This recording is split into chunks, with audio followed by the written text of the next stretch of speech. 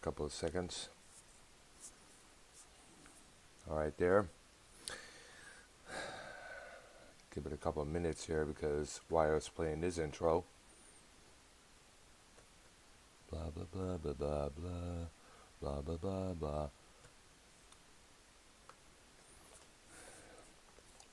You should hear it on the screen there. All right.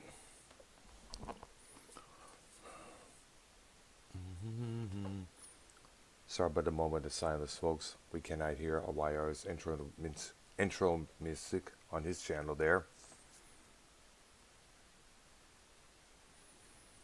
All right. Let's see. All right. My intro is yours, Simon and Garfunkel. Sounds of silence. I can't hear you, Art. Ladies and gentlemen. Music.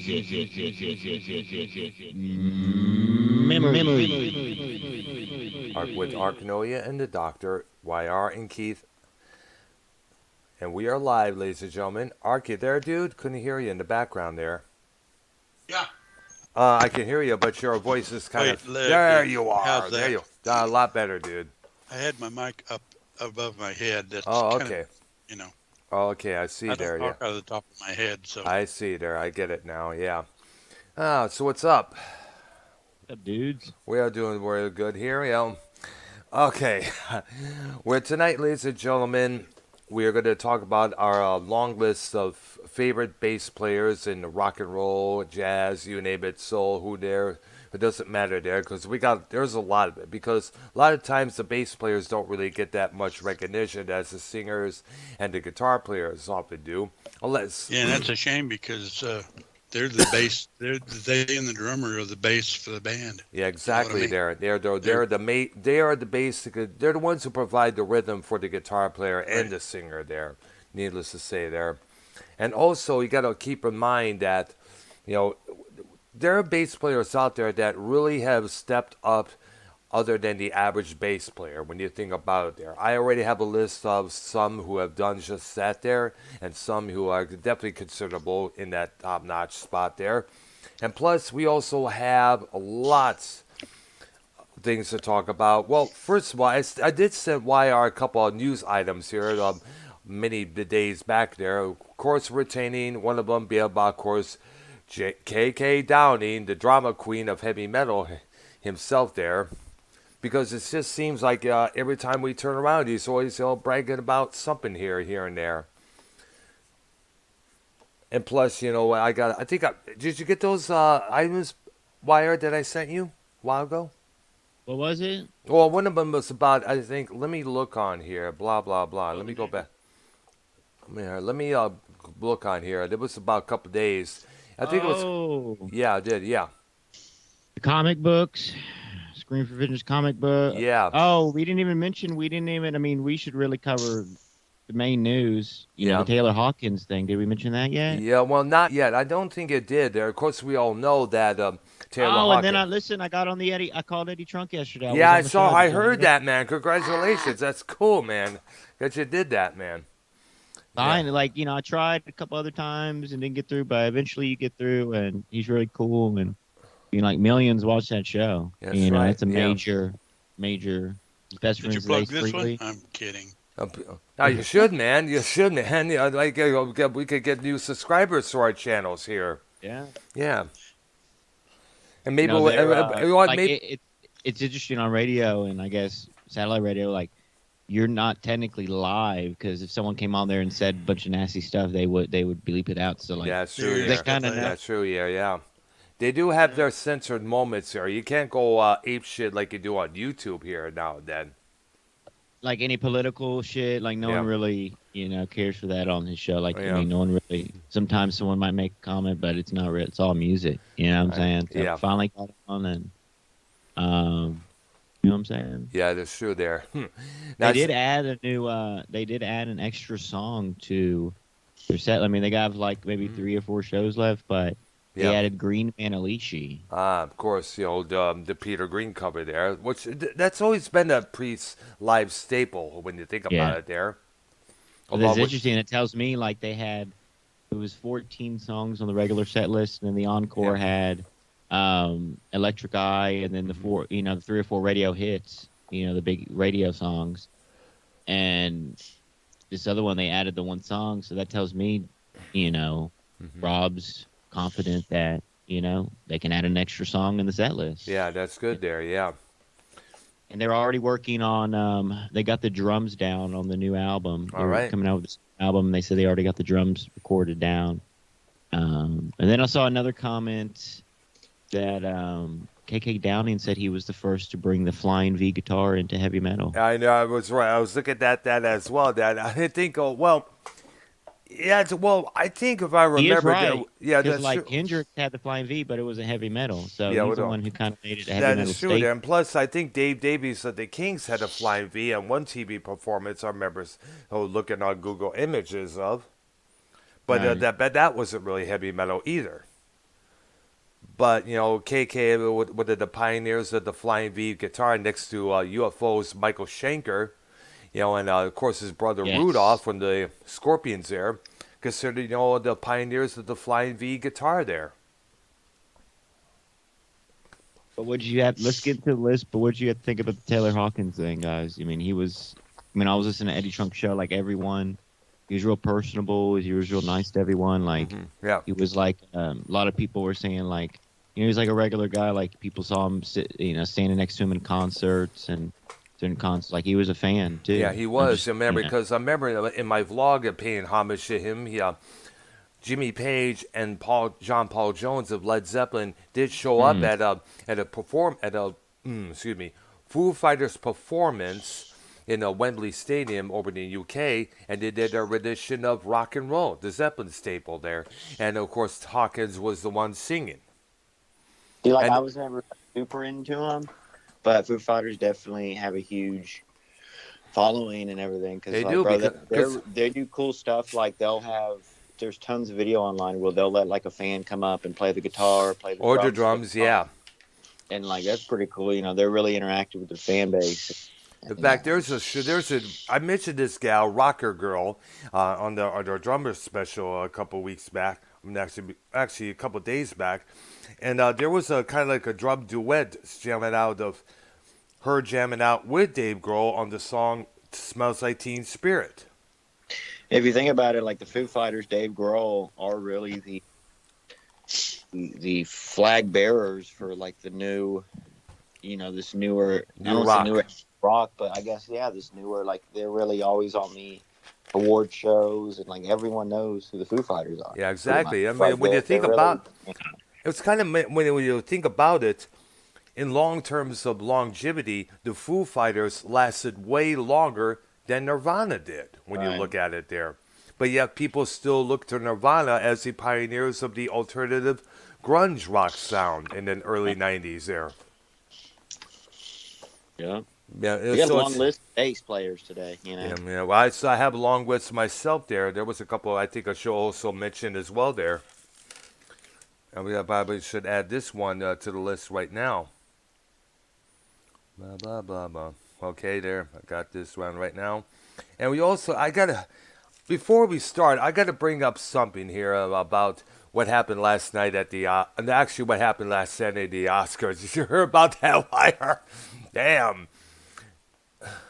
Everybody knows about it. It's all over. Yeah, on that. Yeah, I know. It's like, geez. I saw this article that says the Academy of Motion Picture Arts and Science told Will Smith that they asked him to leave the ceremony after slapping Chris Rock, but he refused.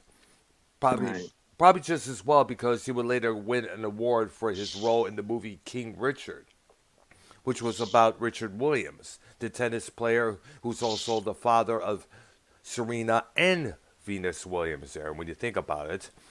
And during his acceptance speech, he was shedding some tears there because he knew what he had just done, and he was now feeling the guilt for it.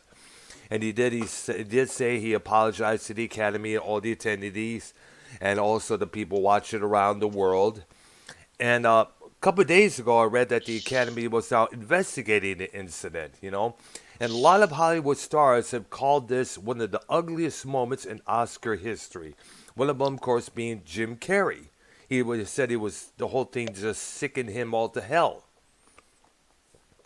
Now, the only one that I know that's defending Will Smith, of course, is his son, Jaden, who is also a piece of work when you look at it. I mean, the guy's having issues with it. Reportedly, the guy's questioning his own gender. What? Yeah, he's one of those kids. He's one of those kids that are right now questioning his own gender, and of course his mom and dad probably accepted being woke as they are.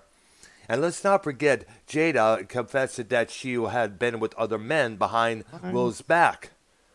And I guess Will was okay with that. Let's get into the base. Okay, let's get to the base. We are getting political too right much. now. Okay, I don't want to get political, but still, Will Smith is, let's just say that Chris Rock and Will Smith may not be invited to the same party. Let's put it that way for a long while. Are you excited, real quick, are you excited for WrestleMania this weekend? I'm not paying attention to WrestleMania.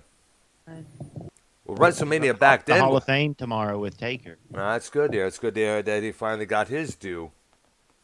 Exactly. It's good that he finally got his long-term respect because he's been with that company since 1990. So how many decades? About 4 or 3, I think it was.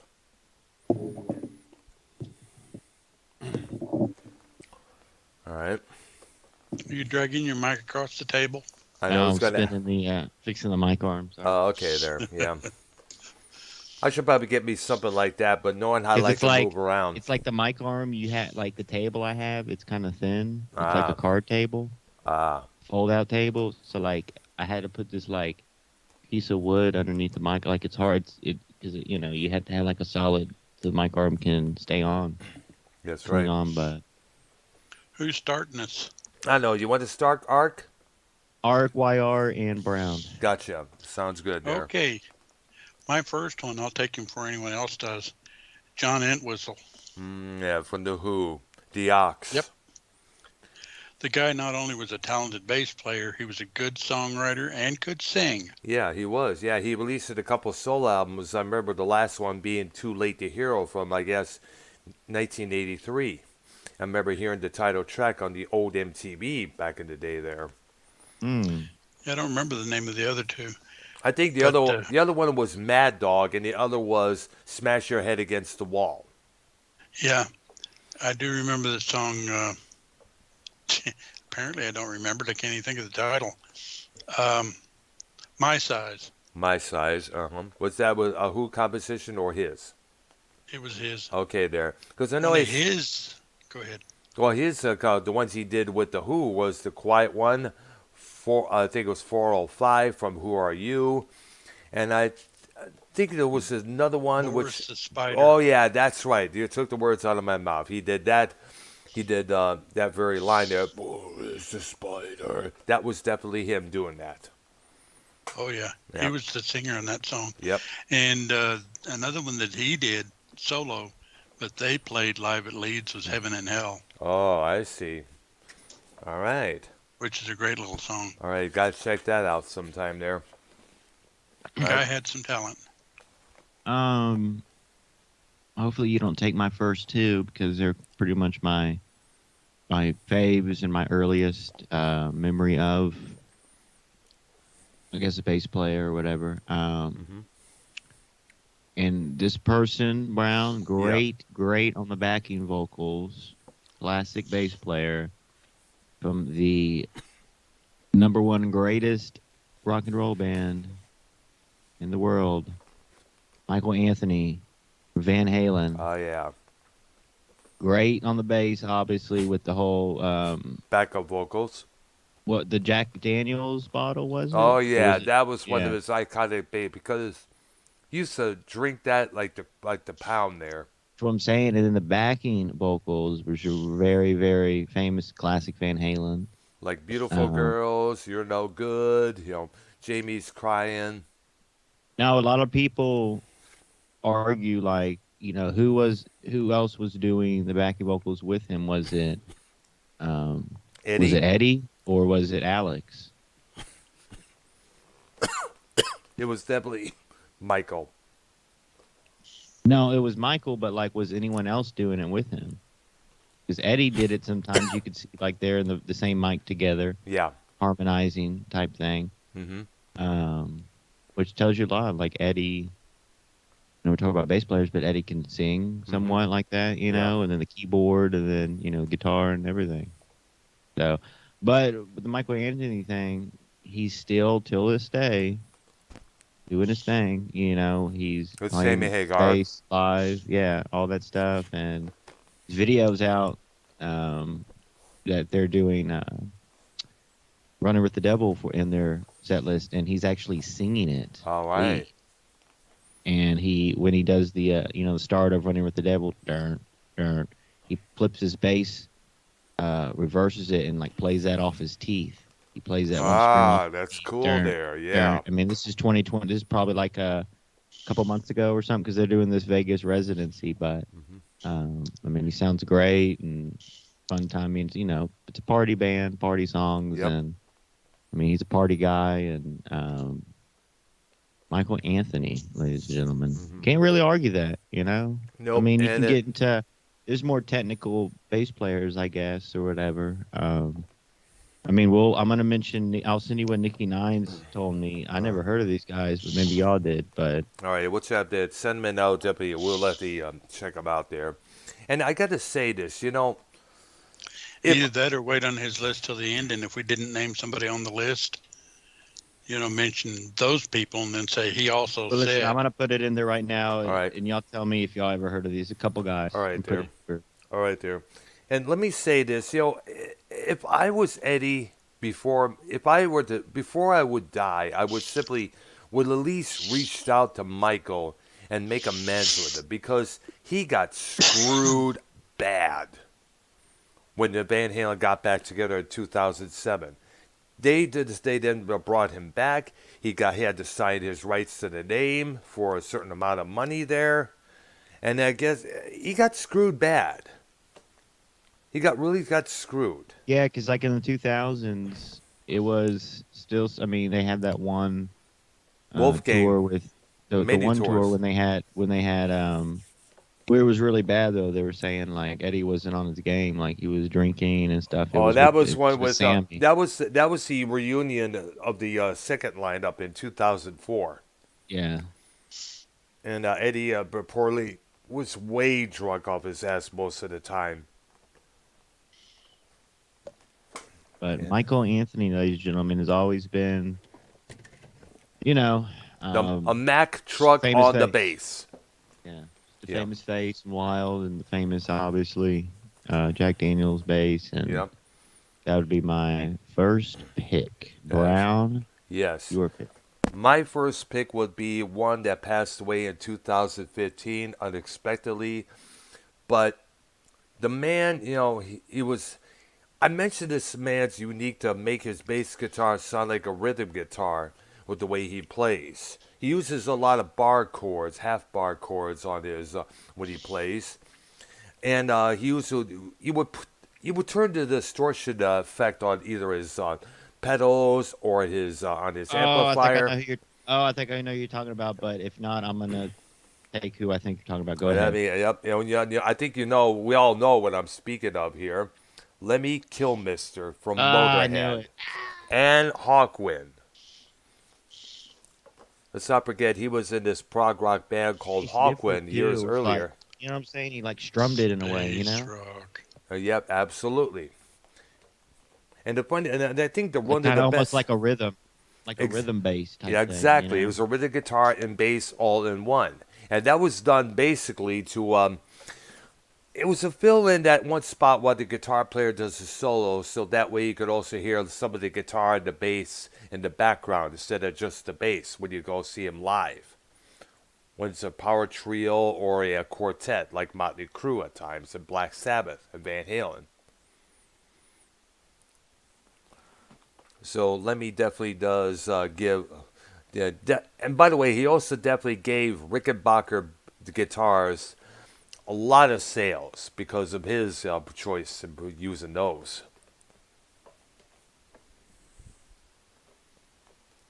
In fact, if I had the money, I would definitely get me one of those custom-made Rickenbacker 6-string guitar of that same model there.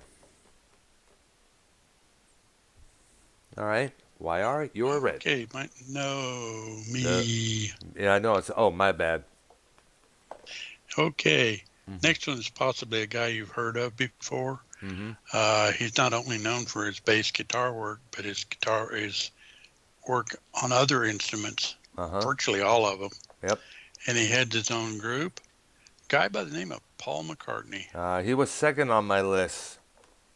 And the cool thing about him was that he was, according to Gene Simmons, he was one of the first bass players to play with a pick, which back then a bass player wasn't supposed to do. They were supposed to use their fingers. But keep in mind, when the original bass player died of a brain hemorrhage or something there, Stu, what's his name there? Sutcliffe, yeah. Yeah. Paul McCartney decided to fill in. Because Paul McCartney was just a basic regular guitar player with the Silver Beatles at that time. I mean, you watch. But he not only plays the bass, he plays keyboards, guitar. He's been known to drum, guitar. Yep. And so some of the Beatles songs, he played all the instruments. Yeah, like some of them on the White Album, for example, and his first solo record, which was simply called McCartney in 1970. Right. Came out the same time Let It Be came out as well there.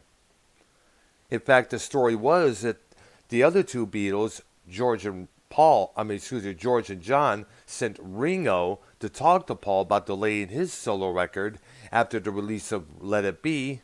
Paul took offense, told Ringo to get out, and that was it. The end of the Beatles right then was right there.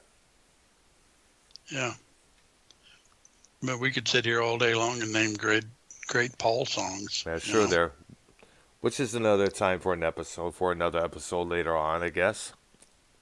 Yeah, we could think about doing that, yeah. All right. All right. YR. Now, again, I'm not really going for technical aspect, but we can't forget to mention, I would say, one of the most, I don't know, dark bass players. The band Kiss. Gene Simmons, yeah. Who was influenced by Paul McCartney. He said when he saw that, Paul McCartney played the way he played, he figured, you know what, I got to get me one of those things that he has. And he's still with it today. Let's not forget the Axe bass guitar that he occasionally plays. That's still the first time I saw that. First time I saw that was on the I Like It Loud, Love It Loud. What's it called? Loud. I want to hear it loud. I love it. I love it loud. I want to hear it loud, right between my eyes. Classic song there. One of his best. And another guy that could sing. Yep, absolutely. And probably one of the most well-known sex addicts in rock and roll. Yeah, and it's also the little tongue bit. Yeah, absolutely there. And a business entrepreneur. And also an actor. Let's not forget, he had movie roles in Wanted Dead or Alive in the 80s, yeah. The movie Runaway with Tom Selleck. He made a couple appearances on Miami Vice. And this movie with Rigger Halter called Wanted Dead or Alive. And a lot of other things as well there. He was also a producer. He produced the band Black and Blue, which one of their guitar players would later take over Ace Frehley's position, Tommy Thayer, and a band from Japan called Easy-O. He produced that record as well there. All right. You're up, Earl. All right. Mine is one that was taken from us from a bus accident in 1986. And it would have been cool if these two were still alive. They would have done a bass duet together. Lemmy would play the rhythm, and this cat would do the solo to it. Cliff Burton. Without a doubt, one of the badasses on the bass guitar. I mean, the story was that the members of Metallica arrive in the San Francisco area from L.A. to check out the scene there. And they see this guitar with his hair waving back and forth, doing the solo, and they figure out it's just another guitar player. And James looked closely and said, "Dude, that's a bass." And next thing you know, boom. They asked him to join the group, but Cliff says, "Hey, if you want me to join, move down here. The scene is a lot better there." And it was a decision they do not regret because L.A. was not giving them the full due of respect. Let me ask you, like, out of the three Metallica bass players, people would say Cliff is the number one? I guess so, because Cliff was unique. Cliff was mostly unique with the style there. I mean, he had a style like no other. He basically dressed it like he was from the 1970s, and he played a bass like a monstrous Eddie Van Halen. It's kind of, I mean, the solo he did on Anesthesia, Pulling Teeth on the Kill 'Em All album still remains unique to this day. Now, Jason Newsted would it's hard. Jason Newsted was a damn good. He was a damn good bass player just as well. There, yeah, he was. Yes. And the current album, come on. yeah, and it's sad, but then again, Jason Newsted was his own. He had his own style that he brought to the band. He wasn't trying to be like Cliff. He wasn't trying to be like the current bass player that they have now, Robert Trujillo. I think that's how his last name is pronounced. Robert Trujillo. Yes. Mm-hmm. Trujillo. I mean, with Trujillo, they was able to realize they were able to finally do this track Orion, and of course Anesthesia, Pulling Teeth in Cliff's honor. Whereas Jason used to pick. So it's kind of difficult for him to do that, I guess, if I'm correct. But, and by the way, for the record, I think that Metallica should finally pay homage to Jason by remixing And Justice for All because, as everybody knows, Jason's bass was kind of like mixed out in the final mix. Did you ever see Metallica live? No, I never had a chance to, and unfortunately there. I would like to go check it out there, definitely for sure there. There was a couple times I wanted to go, but something always set me back at the last minute, I would love to check it out when the Black Album was out there and they were still wearing all black. Before they cut their hair and started dressing more alternative. But he still wore black on stage, but it was kind of funny seeing these guys with short hair cranking out Creeping Death when they used to have long hair and crank out Creeping Death. All right. Okay, I'm going to kick another one out there that's versatile and a singer. Yep. And one of the biggest few people groups around. Yeah. Geddy Lee. From Rush. Also a good keyboard player as well there. Absolutely. He is. He did all the keyboards. And he sings. Of course, he sang everything. But, yes. And I think in 2000 he released a solo record of his own called My Favorite Headache. I remember the title of it. And I guess him and Alex Lifeson may do a project together. I remember Keith reading that for us a couple of weeks back.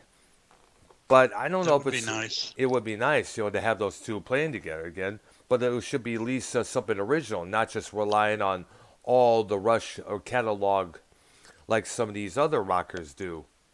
Like Nick Mason of Pink Floyd, he has Nick Mason's Saucerful of Secrets, which they play Pink Floyd music prior to Dark Side of the Moon. Which is good because, a lot of people need to discover that Pink Floyd instead of the one after Dark Side of the Moon. Yep. My turn? Yep. All right, we're going to get into the 70s. Or, get a little bit classic here. All right. From the band Poco and the Eagles. Timothy B. Schmidt. Oh, interesting. I love the voice nice on that one. too. That's a good one, yeah. Well, I'm a that big could sing. I like bass players that can sing. Yep. Yeah. It's nice. Yeah. Different. And credit to him, he wrote and sang on one of the biggest ballads the Eagles had ever had.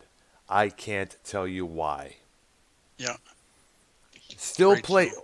Remember that Pillow Talk radio show I mentioned many episodes ago that ran in that out of that station in Dearborn, Michigan? I think so. Yeah. Yeah, man. That was one of the most frequent played songs on that program, along with stuff by Gloria Estefan, along with a couple others like Ambrosia's "How Much I Feel." I think he played a couple. Other... Go ahead. Who was the bass player he replaced? Do you remember? In what album?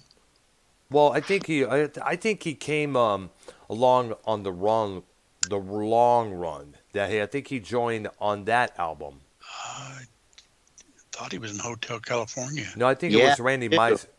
No, it was Randy Meisner. Okay. Sure, bro? Yeah, sure. I remember seeing the live video and reading the album credits at the library one time. All right. So it's my turn. Okay. This guy is a part of a English UK band that's kind of like described as guitar-driven industrial rock. This is kind of like before. Hello, just a minute. Yeah. Oh, I thought my name was being called, but it wasn't there.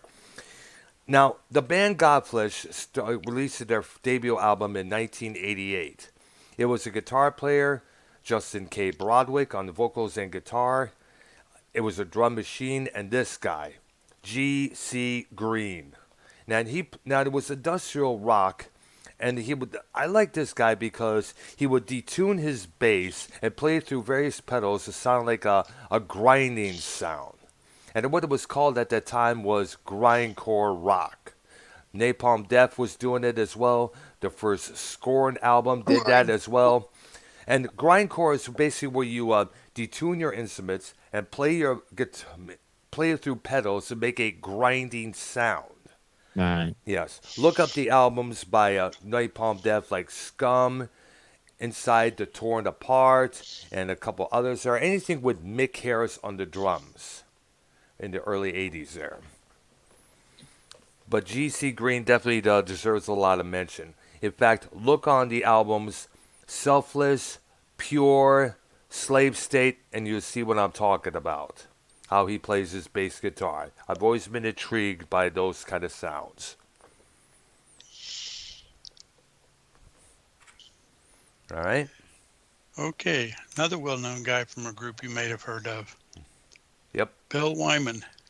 From the Rolling Stones. Mm. Who's still retired, I guess. Yeah. But he wasn't a flashy guy. He was just consistent and consistently strong and laid down exactly what they needed. Exactly there. And there was a lot of talk that he was going to possibly leave the Stones in the early 80s there because of some situations there. So I guess in an interview, Keith Richards just detailed that the only time we see Bill is that when he comes to the rehearsals, records the albums, and goes tours with us. Other than that, they don't see Bill no more. So he now feels like a Stone once again. He finally retired, and I guess in the early 90s, making the Stones a four-piece. Watts, Wood, Richards, and Jagger there. So I guess the only time he came out of retirement was to fill in for the Faces there in the reunion show with Rod Stewart in the benefit of their former bass player, Ronnie Lane, who was stricken with multiple sclerosis. So definitely Bill Wyman deserves a lot of credit, and also give him a lot of credit for being the first old fogies to marry a young girl. Mandy Smith, who was an 18-year-old model at that time. And what's even funny is that Mandy's mother was dating Bill's son. Oh, my goodness. Well, it's my turn? Yeah. Yep. I'm going to, I'm pretty sure this is on Brown's list, but I don't make lists when we do list shows. I go off my head and my memory, and I don't want to waste too much time if we all have a lot of the same people. But this person bass sound is much a part of the sound of the band, which is Iron Maiden. I'm talking about Steve Harris. Oh yeah, he was one of the main founding members of the group, and also the chief songwriter of that band as well. There, bro, the sound. Just you could hear the bass of the strings slapping on the fretboard when you listen at times there. And they call that like a specific what do they call that? They when you do on the guitar or bass, like I'm not too sure what it's called. I don't have a bass guitar, so I wouldn't know. So, but still, on the regular guitar too. It's just that typical general track. What is it called? Transylvania. Oh, no, that's where Dracula's from. What is the word called when like horses and shit like run? When horses shit. When horses when there's like a cow. I did when a cow shits. It's a specific word. Well, when horses gallop. When the horse yeah, that's what it's called. I for a minute I thought you said since when did Iron Maiden release a song called Horse Shit or like okay no, there. I mean, like, a lot of the cadence is like an Iron Maiden stuff. Yeah, and I know what you're talking about. Yeah, definitely. Definitely. And of course, what they did that a lot. What they did that a lot of songs like the Number of the Beast, Run to the Hills, The Trooper, Where Eagles Dare, and of course Power Slave. That little bit you just did. Yep. Was William Tell Overture. Absolutely. Everybody knows that like the back of their hand there. And when they think about that, they always think of one thing: the Lone Ranger. Hi ho, super. Okay. Your turn. All right. Mine is a bass player who's not necessarily a rock and roll bass player, but he's a unique ass bass player, nonetheless. His work, you got to listen to an album he did called Invisible Design. My dear girlfriend, Nancy, recommended it to me. She bought it. She played it for me when I came over to visit her after work one night. And his work on this record was phenomenal. It was basically him on the bass doing all these melodies, all these licks. The man has worked with John Lennon of Public Image Limited. He's worked with a lot of dub stars like, what's his name, Sly Dunbar and Robbie Shakespeare. He's done a lot of ambient stuff as well. He has multiple musical projects, material, Dunbar. Praxis. Dunbar. Yeah, yep. I'm talking about Mr. Bill Laswell. He also, he was a damn good bass player. He has lots of tracks, lots of projects there. My personal favorite from him was a 29-minute little ambient piece called Black Dangers, which was basically him using a lasting effect on his bass there. It's definitely worth checking out there. You gotta look it on either YouTube or some Amazon or whichever there, and you see what I'm talking about. And for the record, he also had a project with one of the ex-members of Napalm Death, Mick Harris, the drummer I mentioned there. Him, saxophonist John Zorn, and Laswell has released a couple albums like Execution Ground, something I recommend, Guts of a Virgin. Definitely worth checking out as well there. Definitely got to check this group out. It's kind of like a jazz that you could mosh to. Thrashing jazz. So there you go. Oh, okay. My next one is another one from a well-known group. Chris Squire. From Yes. Rest in peace, dude. Yeah, he could also sing. He did all the backup vocals. Yeah, but harmonizing with John Anderson. Yeah. I know, but the guy was a phenomenal bass player. Yeah, I guess he had a 3-necked bass guitar one time that he played there as well. Yeah. And he also, his choice of guitars that he would use would be, of course, the Rickenbacker 400, I guess. Yeah. Yep, as always there. Yeah. He was one of the guys that pretty much stayed with Yes throughout until he died. Yeah, I know, one of the biggest mainstays there. Yeah. All right, there. Okay, YR, is your turn, dude. I'm just gonna throw a gimme out there because I need a full list. Okay. But I've seen him a couple times live. Actually have a pick I bought of his on eBay. Oh, nice. I don't know if he uses a pick to bass or not, but there's a couple, like the song on Skinny Bop and others that bass line is true, and that's the great Bobby Daw Poison. Wow.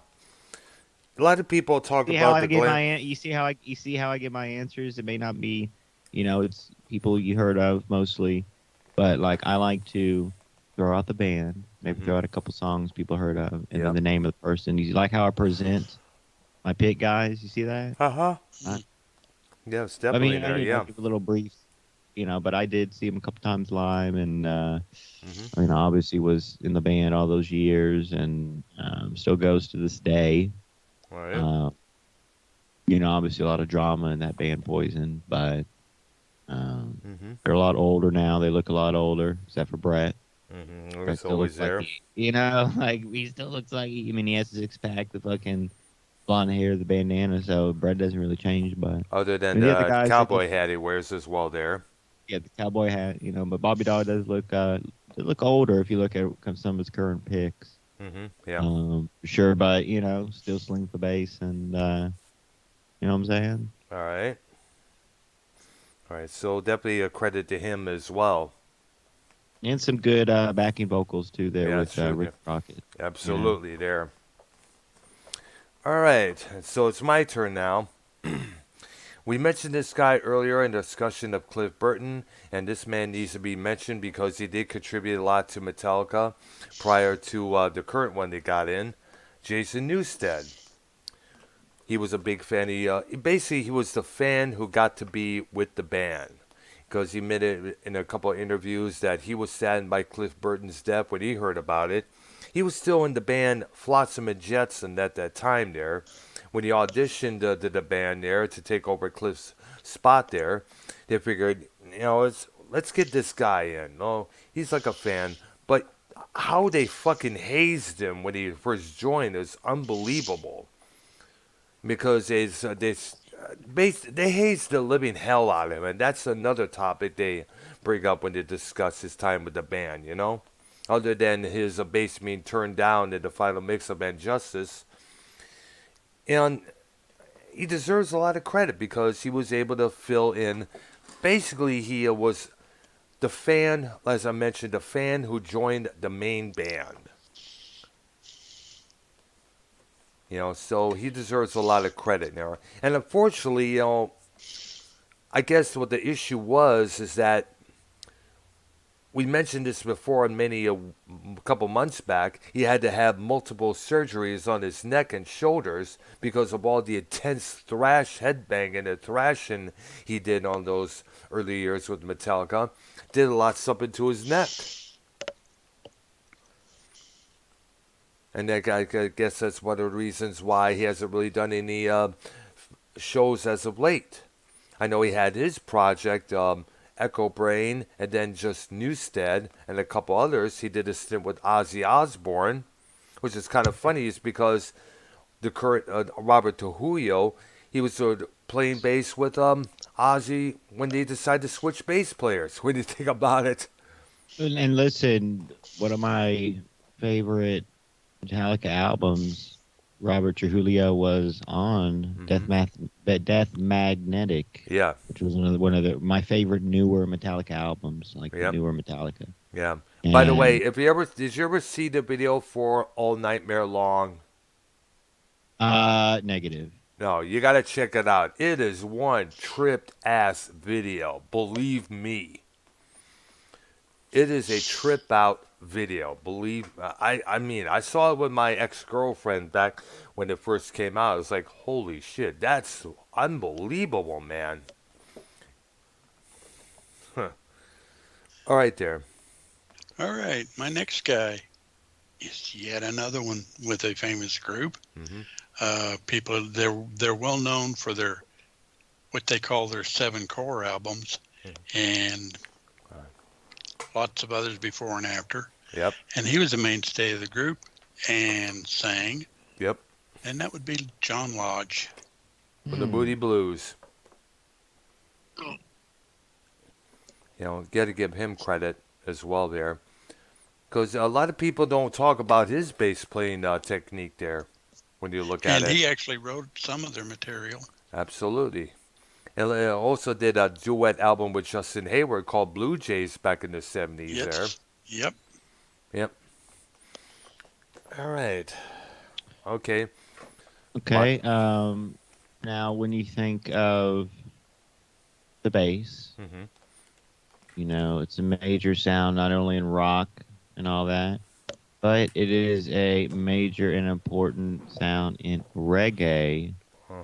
And with that being said, basically the bass player for Bob Marley for all those years, Aston, they call him Family Man Barrett. Was always the bass player, and you know, when even the early days when they had Peter Tosh and all of that, they Eddie Grant with the early Wailers, you know, that was always the bass player, and that groove and the reggae sound, you know what I'm saying? Yes. Was important, bass player. So to give up some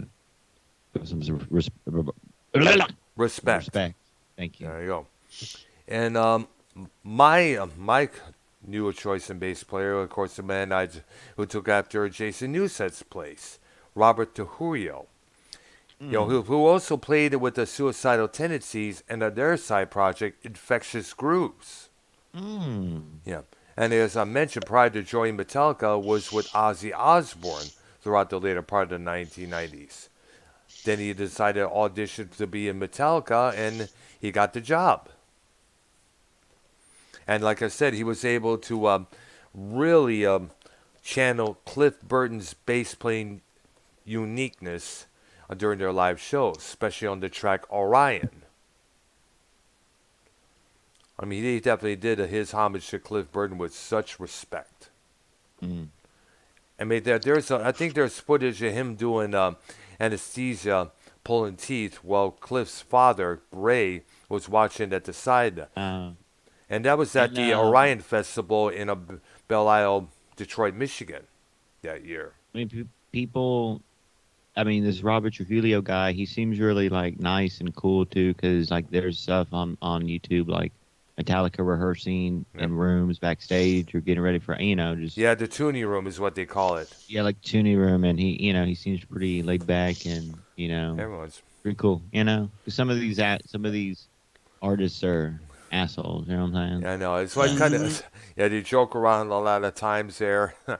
And what's kind of funny is that the tuning room is so damn small when you look at it there. It's like all these big other bands like Aerosmith and all these other bands, they just have all these big places there. Metallica has a small little shed where they just had the drums, their equipment, the guitars, they just jammed away. And they call that the tuning room. All right, so definitely that's my pick there. Okay, Ark, you are next. Okay. Another one from I guess I'm doing the big groups today. You are. That was also their main singer, but not their only singer. And that would be Jack Bruce. Of Cream. Cream. Yeah, he was the main singer of that group there, if I understand there. Yep. Clapton would sing once in a while, but Bruce did the bulk of the work. Yeah, well, they did a vocal duet on, what's it called, Sunshine of Your Love. White Room and there. White Room. Yeah, that's right. There, I forgot. But you listen to some of the bass that he played, especially their live stuff. Man was good. All right. Definitely credit to him. Okay. Wire is up next. Well, we need to, and we need to kind of talk about this guy give him a little bit of respect and give him a minute or two. Had a great solo career, but very famous as well from the band The Police. We're talking about Sting. Oh, not man. the wrestler, but the artist Sting. The singer Sting, yes. It's like when I first heard about the wrestler Sting, I figured, isn't the singer Sting going to raise some hell about this? But I guess not. In fact, they were even photographed together at one point there. Well, I think they actually came out about the same time. I don't know. I only heard It about... would be interesting to look up because Sting's been around since the 90s. Well, actually, the 80s. Yeah. Yeah, 80s. First time I heard of it... I don't remember when the Police come. Well, the Police started in 1979. Yeah, pretty early. Yeah, you around... know? It was with the voice song Roxanne. Like was Sting like a thing? Like when the Police were a thing, was it just Police, or like was he more popular than other people in the group, or did people look at the Police as just the Police and not Sting until he got? I guess they looked at the Police as the Police, but the Sting at the time had stood out a couple of times out of his movie roles. He started in the original Dune from 1983. He did this one movie which I forgot. He starred in the movie called The Bride, about the Bride of Frankenstein. He also had a couple parts in the movie version of Quadrophenia. That would be interesting to look up Borden. Well, you know, Steve Borden. Sting. That's the wrestler Sting's real name there. I know he started out way early. Yeah. And I believe Georgia Championship Wrestling with a partner. Jim Hellwig. Jim Hellwig. The Freedom Fighters. And later, and one I first remember him was the Blade Runners with the man who would later become the Ultimate Warrior. Jim Hellwig. Yeah, and they called... It's not interesting because their names were Sting and Rock when they did that. Oh. And, Hellwig would later become the Ultimate Warrior. Yes. Dingo Warrior when he was in I was going to WCCW. say the same thing. Yeah. And credit to Scott Hall for coming up with the Crow Sting gimmick there during the big NWO run in WCW there, because that's still... The Crow. Yeah, absolutely. That was a badass gimmick there. I dug that. The trench coat, the him growing out his hair there. That was... I actually like that better than his older look. Absolutely, because in the past he had he looked like Bart Simpson with the face paint on his face there. Like he was about to surf the counter. I know, yeah. And the Sting's still running wild. He in the AEW at this moment there. Yeah, I would definitely like to see when he started, because I think they started about the same time. Yeah, I think so. It's hard to tell. They got to look the wrestler Sting up, definitely for sure there. But the first time I remember hearing about him was back in, I guess in the mid-'80s when he was involved with the NWA.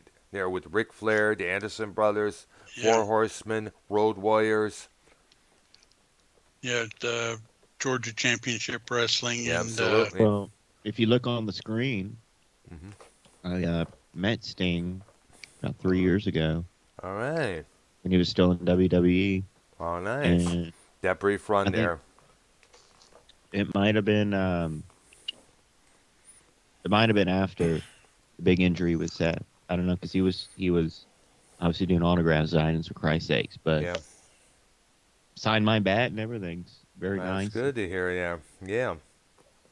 I'm checking it out. I see it there. Absolutely fabulous, nice guy. He is, and he's a born again. Says that. And he's a born again Christian just as well there, along with Shawn Michaels. But you never really hear anybody say anything bad about Sting. Nope. But He's an like being icon. face to face with him like that, which I see it. is kind of hard to do with celebrities. Anyway, so close. I mean, this was obviously before COVID and all that, but it really gave me vibe. I mean, I don't know if he was. I mean, I know this Crow movie was an inspiration, but it really gave me vibes of Kiss, the band. Yeah. With the paint, you know. Well, I mean, look, he really wasn't that much taller than me. I'm just as tall as Sting. Yeah, well, yeah, pretty much. I'm looking at it right now, Mayor. It's on YR's end, by the way, folks. He's probably as tall as you, Brown. I'm thinking so. Yeah, I was gonna say a thing. Seriously, like he's bred in that breed tall, of wrestlers stuff, from back then that are absolutely actually built and big bodied. You know? Yeah, and like I mentioned, I think the best Sting image was the Crow version, definitely without a doubt. We all agree on that one because that was badass. The silent anti-hero, this vigilante, set out to destroy the NWO, who were at that time the bad guys. And okay, I am up there as well. Okay. And credit to this musician's team because he did come up with some real good solo stuff there. My personal favorite from him was Fields of Gold. Oh, yeah. When I hear that song, I keep reminded of this spot in Port Huron back in Michigan there, where I was just, late at night, I would drive around, I would look at this, stop once in a while, go to those park spots near the water, look across the water there, and I see this oil rig. I don't know what it's called, but it's like a big factory with multiple lights all over it. Kind of looked like one of the cities in Blade Runner, the first Blade Runner movie there. And it's just, that song would definitely come to mind when I think about that for some reason. Okay, back to me. I've admired the bass guitar unique technique of this guy. He's a local Detroit native who now lives in Nashville, Tennessee. He was the singer and frontman and bass player for this band, Seduce, for multi-years. They released two major albums. Their debut in 1985 on their own label, Psychomania Records, and Too Much Ain't Enough on IRS Records in 1988. They were featured in the movie The Decline of Western Civilization, Part 2, The Metal Years. I wanted to do this guy. Yeah. Mark Andrews from Seduce. Oh, no, it's someone different. Yeah, I was going to say, Detroit's own Mark Andrews. And he had a unique way of playing his bass just as well there. He played it with the precision Fender bass there a lot of times. He had a couple other bass guitars he used to play there, with the one that was like a Flying V, a custom-made Flying V that was on the first album cover there. But this man definitely deserves a lot of mention there. We're buddies on Facebook as well there. And he's living a good life, playing in other bands, working his job in Nashville, Tennessee. All right. So there you go. Okay. All right. This once again, I'm hitting a fairly famous group that you guys may have heard of. Mm-hmm. Their guitarist, drummer, and singer everybody knows. But what about John Paul Jones of Led Zeppelin? Mm. It's kind of funny. The man has done a lot of work. He did a soundtrack for a movie called Scream for Help in 1986, which featured Jimmy Page. He's released a solo record called The Thunder Thief in 2001. He opened it for King Crimson when they played the Royal Oak Music Theater that same year. First time I ever saw Crimson live, by the way. Excellent show there. And during his opening set, he had another bass player with him doing the Chapman stick and war guitar, Nick Beggs of Kaja Google. He was part of Jonesy's backup band there. And if I would have known that was Nick Beggs, I would have say hi to him because he was a damn good bass player with Kaja Google as well, especially on Crazy People's Right to Speak. And he was also a record producer. Absolutely there. He also did a thing with Damalea Gallus, performance artist, called, I guess it's called The Sporting Life, I guess it was. Which is kind of unique because we had the former bass player of Led Zeppelin along with this dark performance artist who had the words "We are all HIV" tattooed on their knuckles. Mm. I guess it was referred to her brother who passed away from AIDS a couple years before she had that done, if I'm correct. YR. Mm-hmm. Well, guy who just came back to the band recently and is the only original member. Ah. The band Quiet Riot, the great Rudy Sarzo. Ah, yeah, that's true there.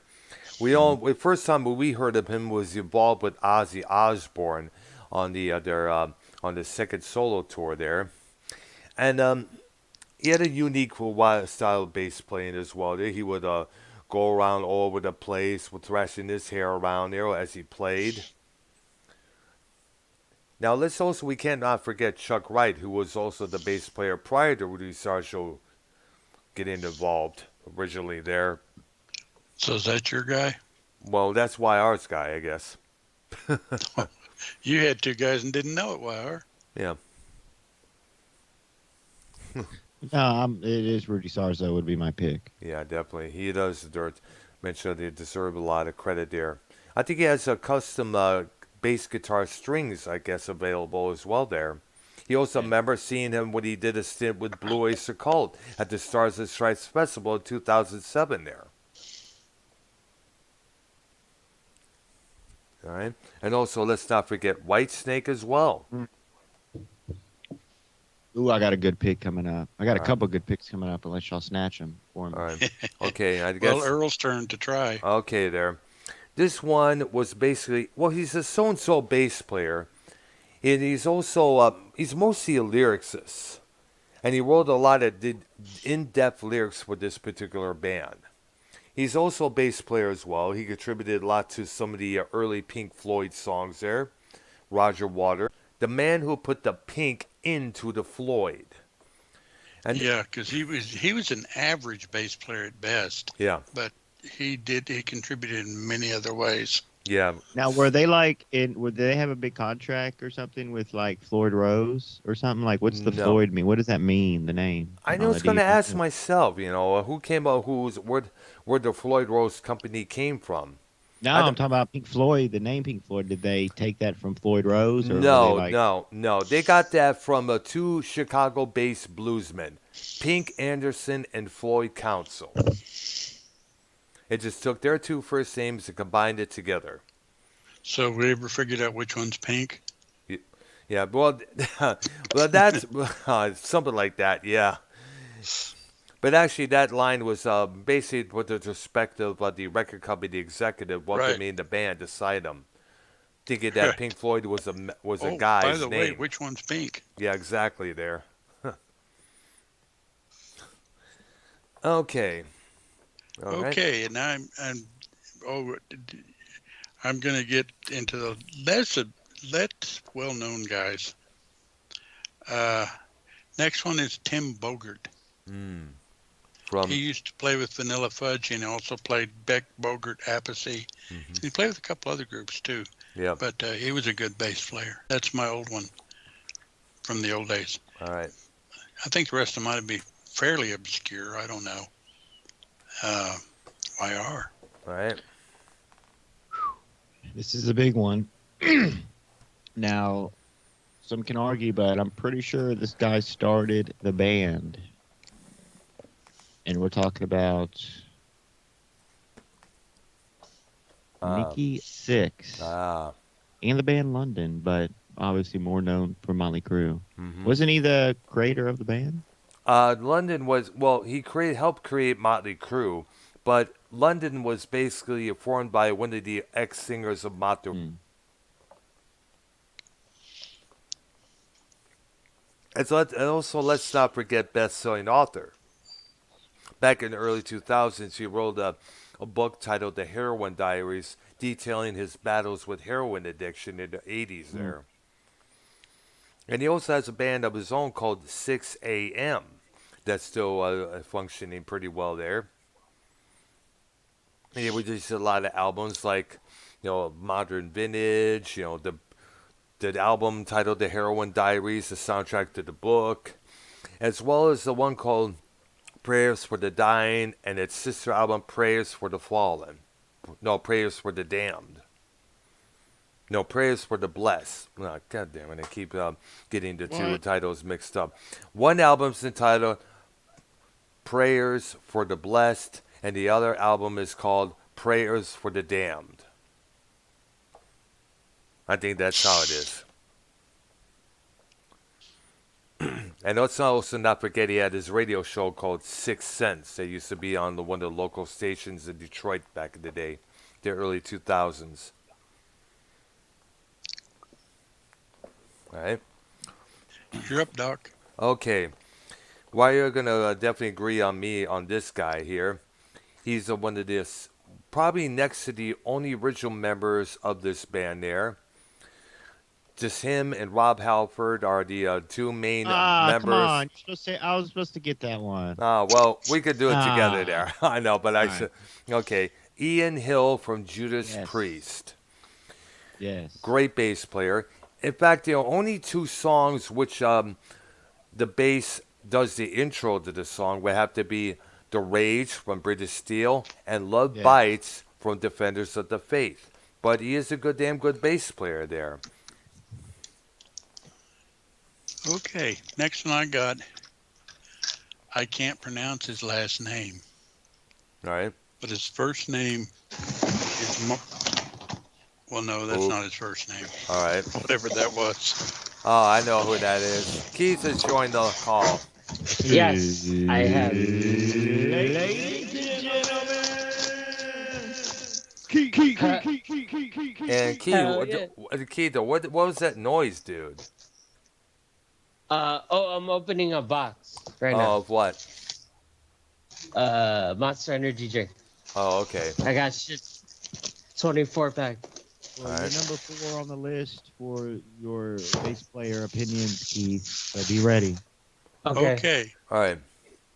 My guy is also a singer, occasionally, but he's a member of the group Nightwish. Marco. Or was a member of the group. Well, I think he's still involved with them. Nope. He left? Yeah, this year, I believe. Oh, really? I got to look that up there. But like I said, I can't pronounce his last name because it's Swedish.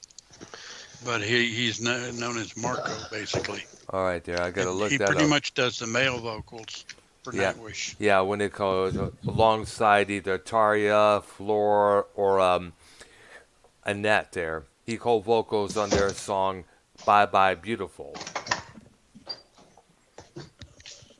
Dr. Earl. Yeah.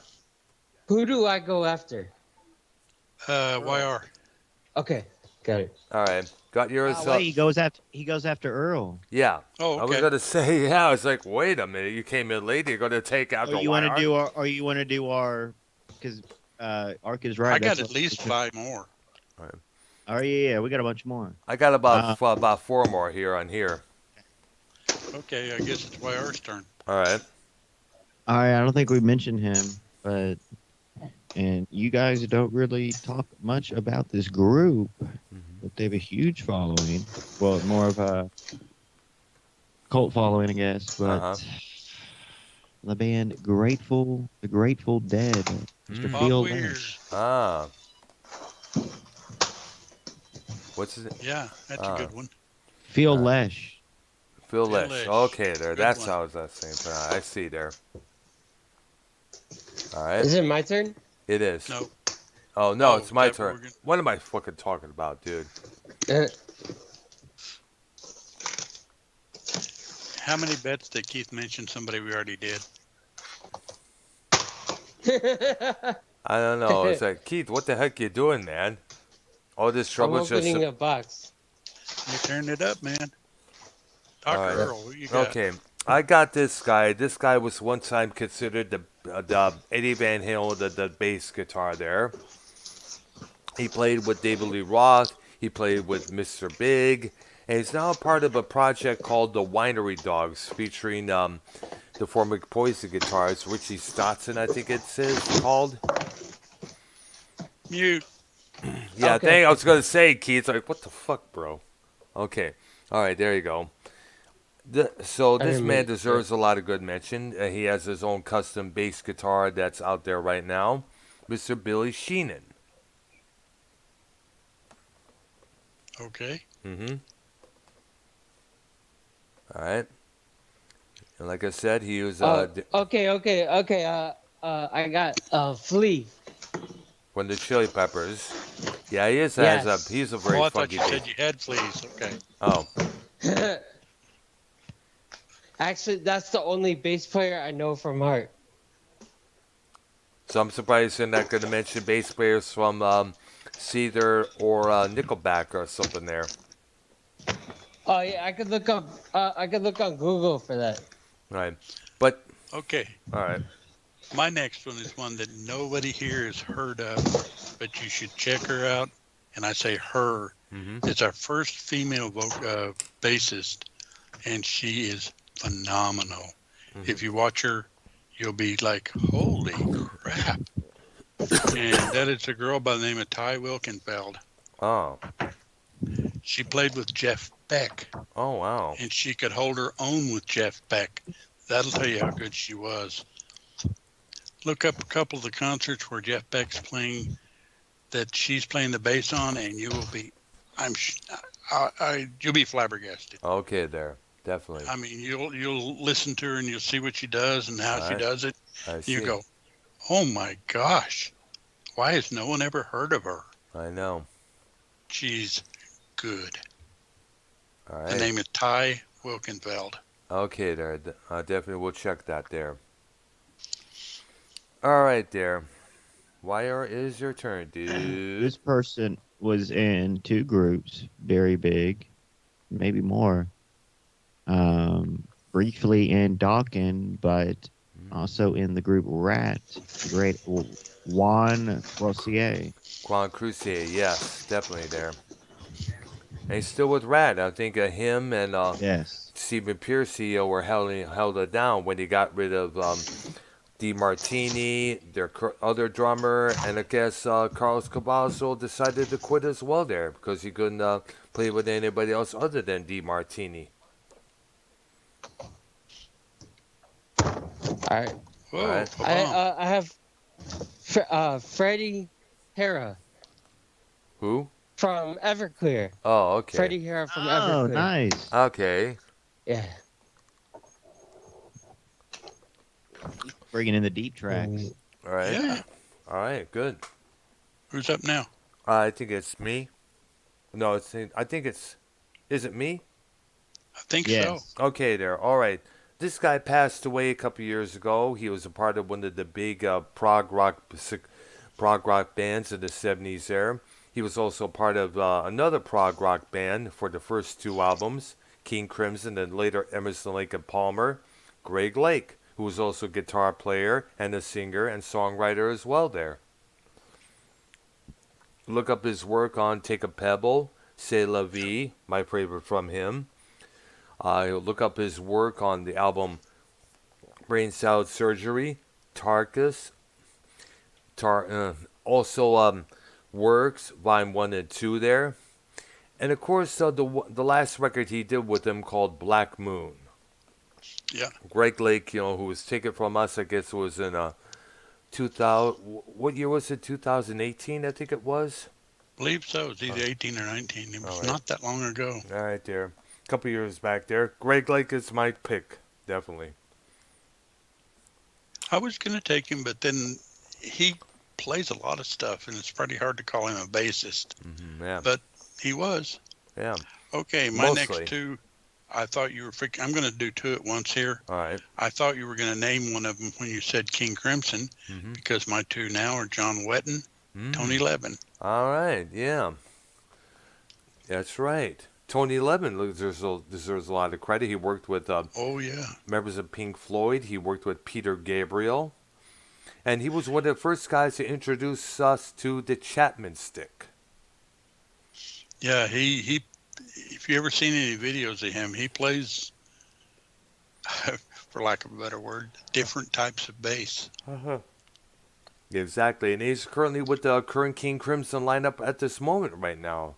They're doing a tour titled Music Is Your Friend Tour of 2022. It's with it's a 7-man unit. Really? Are you going? I would like to. Going to be? I've got to find out how tickets are and where it's going to be at. If it's going to be within good reach. So, but I would love to drive there. Yeah, I know I can drive. Which, by the way, I'm gonna tomorrow morning gonna take my car in, to see what the fuck is wrong with it. We're suspecting that it's probably spark plug issues, right? Because Why? What's the issue? Well, what's happening? Well, the engine light keeps coming back on, and plus, when it comes to a stoplight or when I'm driving, that boom, boom, boom, boom, boom, boom. But it. Oh, it might be like your motor mount. Well, yeah, we don't know yet. What's that? Motor mount. Well, if they say that, it's like it's a really expensive thing. Like it's the mount for your motors, and that's what you hear is like the shaking. Feel like a shaking when you stop. Well, not necessarily. It still runs, but it's just when it's everything's. It's like when you stop or drive. You're. It sounds normal, but all of a sudden, once in a while, you get this little, almost like a boom boom with the engine there. So we're thinking possibly. My nephew brought over this meter to check out. They said it's possibly the spark plug. Possibly one of the spark plugs is no good, and I guess one of the coils that connects to it is possibly no good as well. We're suspecting that. So tomorrow morning we're going to get that taken care of there at a nearby mechanic. That was recommended by my nephew. Shout out to you. All right there. Okay. Is it my turn? YR. Okay. That would be YR. Yeah. From the band Dokken, Jeff Pilson. Jeff Pilson. Who was also with Foreigner and played with Dio for a couple years. Look up Strange Highways. Look up that album there. Tyrone Morris. And what does he play from Seether. Seether. Ah, okay. What about the bass player from Slipknot, Paul Gray, who's no longer with us? Oh, yeah. Yeah. I'm surprised you didn't mention him yet.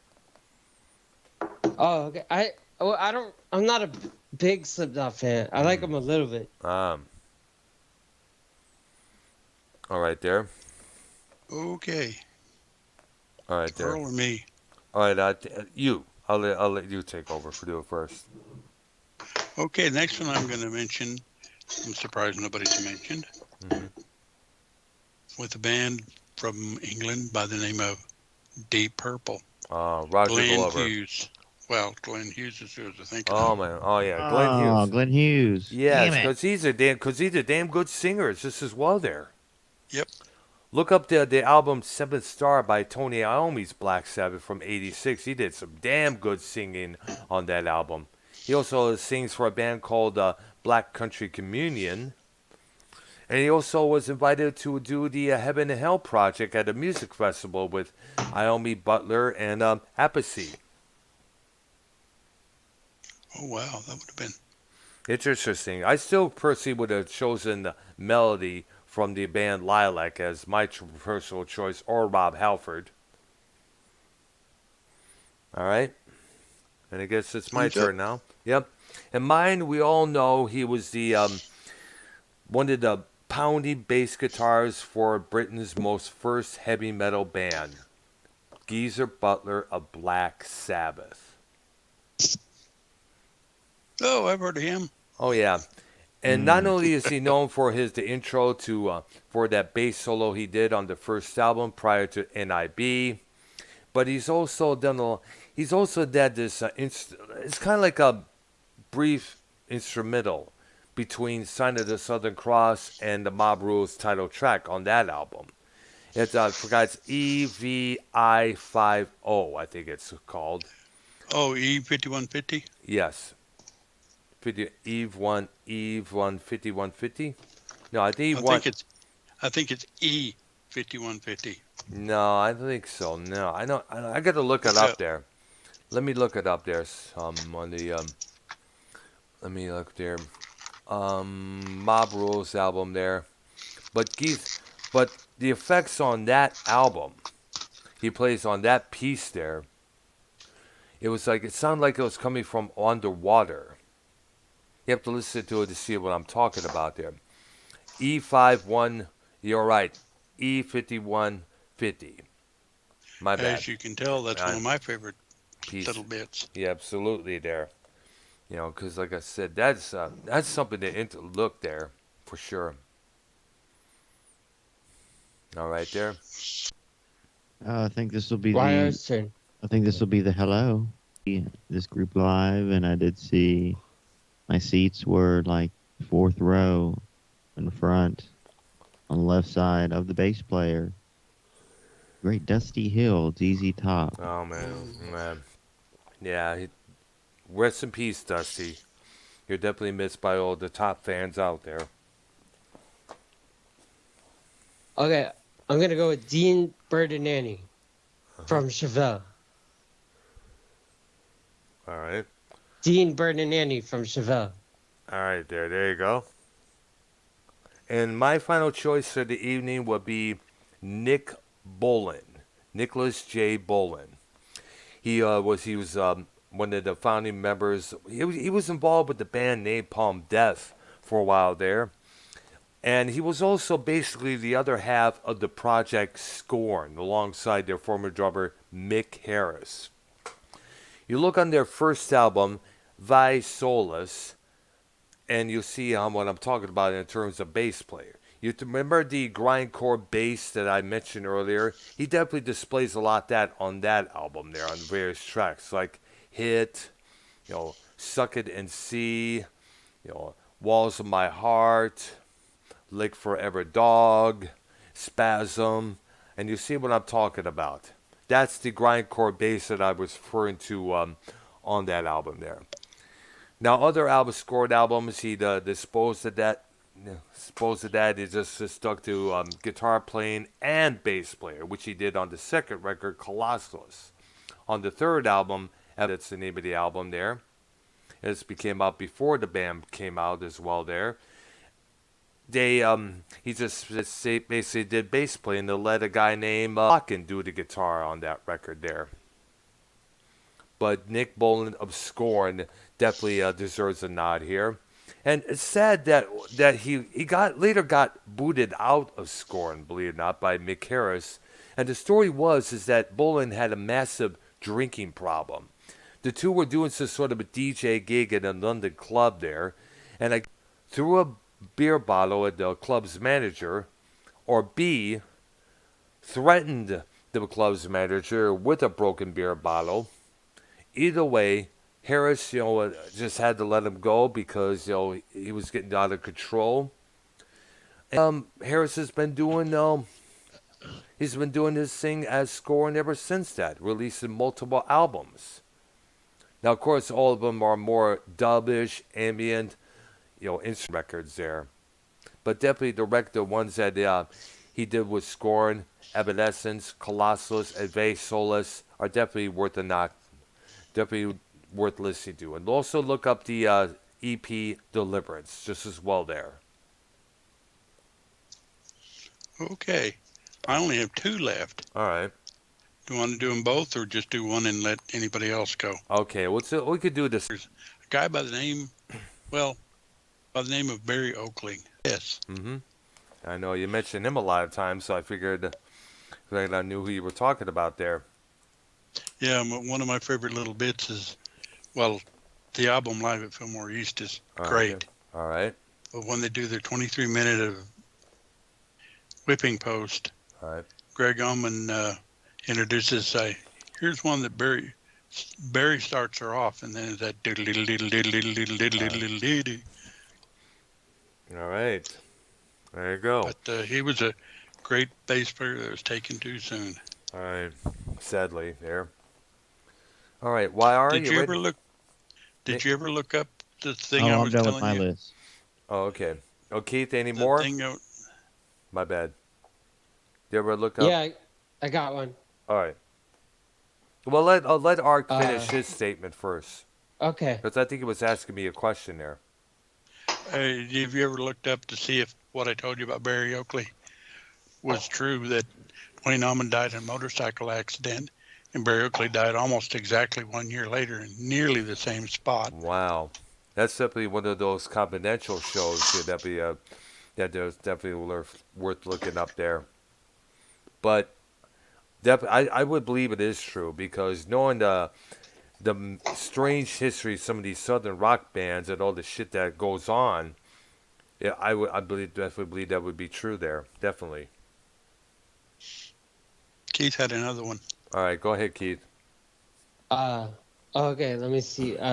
It's Johnny Christ from Avenge Sevenfold. I see. Good band there, by the way. Thank you. Yes. Definitely learned from Judas Priest and Iron Maiden, in terms of alright, guitar that's cool. harmonies.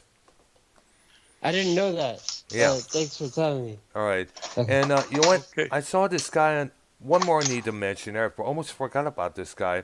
Bootsy Collins, so Bootsy's Rubber Band. He's more of a funk bass player, but he had this cool-ass bass that was shaped like a star. Definitely look it up there on the Google Images. I think he also made an appearance on that Dumb D Light song, The It last Grooves one. in the Heart. Yeah. You probably heard of. All right. He was a member of a group that had Leslie West as the front man, and that was Felix Pappalardi. Man, I remember he was. There was talked about him a lot of times. I remember he was murdered by his wife. I remember, right? Yeah, he was murdered by his wife. Wow, man. So she apparently caught him with someone else. Oh man, so she went plumb I don't know the local. exact story, but she did him in. Oh man. But that was a great bass player too. All right. So where's she now?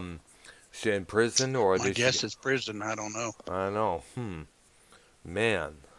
Another interesting story. And there are a lot of other great bass players out that I don't know their names. Yeah. All right. We'll have to. Iron Butterfly, for instance. Yeah. What would be the potential next show? Well, my thought was doing keyboard players. And then we'll get to the meat of the thing, lead guitarists and male vocalists. Singers. Yeah, male vocal singers. We got to touch up on that there. That's for sure. But I figured, well, those are long shows, both of those. Yeah. So I figured if we did keyboard players, we'd get a short show. And then we can delve into the other two subjects. All right, there. Unless there's something else I'm missing. All right. Well, not that I know of there. Maybe we can do, like, for one this coming year, like best live albums. Did we already do that? I think we did. No, but we can. You know what? We should do that. Definitely, yeah. All right. But I'm thinking the next one we do should be keyboard players. All right. There aren't that many of them. Yeah, but we know the big ones. Yeah, and ones that deserve to be mentioned as well there. Right. So for that, we should, obviously we'll have our picks, but let's try to talk about each one more if it's going to be, because there's only so much keyboard, piano players, so we can actually dive more into the artists there, which will be nice too. Definitely. Right. Talk about the albums that they have released it as well there or have been involved in. Yeah, because the main ones that we mentioned, everybody's going to know about, but we need to talk about them. Absolutely. And there are some obscure ones out there. Oh, yeah. I got a few of my own when you think about it there. But that was kind of what I was thinking there. Right. Oh, and one other thing I wanted to mention real quick about bass. Yeah. What are a couple of songs that you can think of that had incredibly memorable bass in them? Let's see. Stay Clean by Motorhead. Orion by Metallica. Let's see here. Blah blah blah. I'm thinking those two songs, but their feature. What about the bass player from the Beatles? Oh, we already mentioned him. You mean Sir Paul McCartney? We already mentioned him. I didn't even know who it was, but I was. You're not should know Paul McCartney, dude. Two songs I can think of. I know the Beatles. Yeah. Yeah. Two songs that I can think of that are lesser known, but the bass lines in them are just absolutely kick-ass.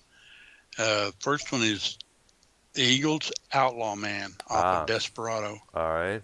That last verse, he rides that bass like crazy.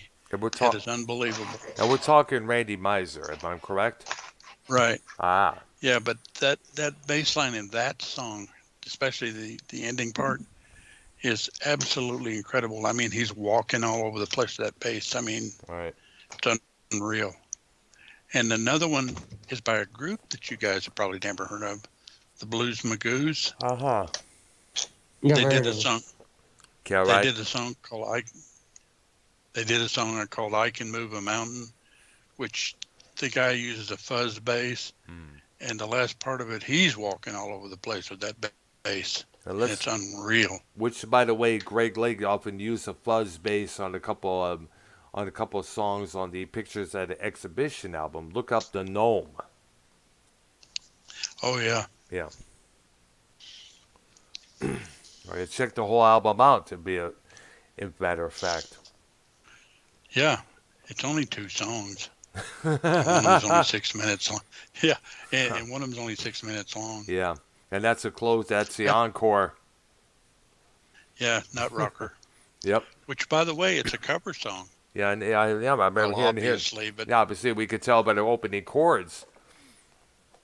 Well, it's a cover of a cover of a cover. A guy by the name of what's his name?